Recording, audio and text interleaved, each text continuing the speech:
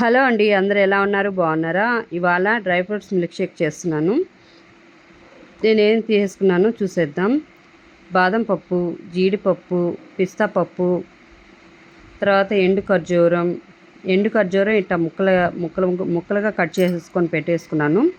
కిస్మిస్ తీసుకున్నాను.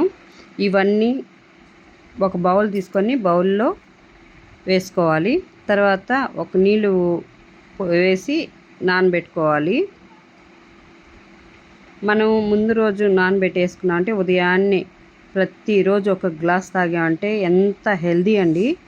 మనకి ఎక్కువ పిల్లలకి ఇచ్చామంటే పిల్లలు ఎంతో అంటే చదువుకునేప్పుడు వాళ్ళకి జ్ఞాపకశక్తి తక్కువగా అట్లా ఉన్నప్పుడు ప్రతిరోజు ఒక గ్లాస్ ఇచ్చామంటే వాళ్ళు ఎంతో ఎనర్జిక్గా ఉంటారు, ఎంతో స్ట్రాంగ్గా కూడా ఉంటారు.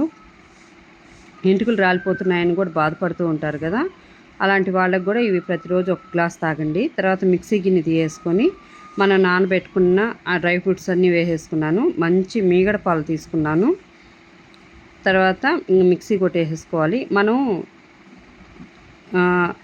ఖర్జూరం వేస్తున్నాను, మళ్ళీ ఈ డ్రై ఖర్జూరం వేస్తున్నాను, తర్వాత ఇప్పుడు ఈ ఖర్జూరం వేస్తున్నాను. గింజలు చూసుకొని ఇంకా వేసేసుకోవాలి.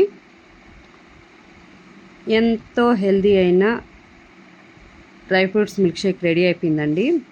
మిక్సీకి వేసేసుకొని ఇట్లా మెత్తగా ఇట్లా వేసుకున్నామంటే మనకి అక్కడక్కడగా కొంచెం పలుకులుగా ఉంటే అందుకని నేను ఖర్జూరం కట్ చేసేసి కొంచెం ముక్కలుగా వేసేసాను పైన.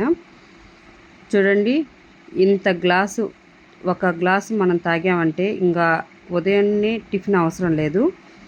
ఉదయం అయినా సాయంత్రం అయినా తాగితే చాలా మంచిది. రోజుకు ఒక్క పూట చాలండి. నేను 4 మెంబర్స్కి సరిపోయేటట్టుగా చేశాను. మీకు నచ్చినట్లయితే లైక్ చేయండి. Thank you.